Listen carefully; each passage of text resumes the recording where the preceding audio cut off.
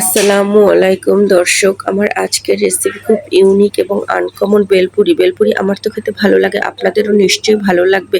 তো বেলপুরিগুলো আমি আগে থেকেই করে রেখেছি। ময়দার খামির করে রুটি বেলে স্টিলের গ্লাস দিয়ে কেটে গোল গোল করে অল্প আঁচ দিয়ে মুচমুচে করে ভেজে রেখেছি। আর এগুলো দিয়ে আমি বেলপুরির জন্য পুর দেবো এই ডালটা দিয়ে।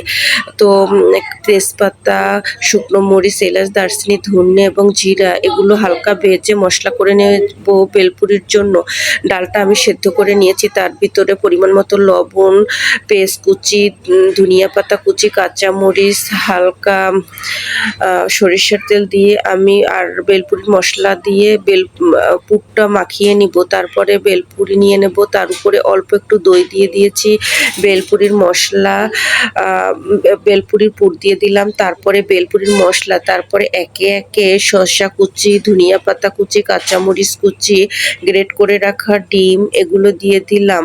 সর্বশেষ তেঁতুলের কাঠ দিয়ে দিলাম। তেঁতুলের কাঠটা আমি যেভাবে করেছি তার ভিতরে আমি দিয়েছি পেঁয়াজ কুচি, কাঁচামরিচ কুচি, ধনিয়া পাতা কুচি, বেলপুরির জন্য যে মশলাটা করে রেখেছি সেটা, হালকা চিনি এবং পরিমাণ মতো লবণ, এটা দিয়ে আমি তেঁতুলের টকটা করে নিয়েছি। সর্বশেষ আমি বেলপুরির উপরে টমেটোর সস দিয়ে দিয়েছি। আজ এ পর্যন্তই। আল্লাহ হাফেজ।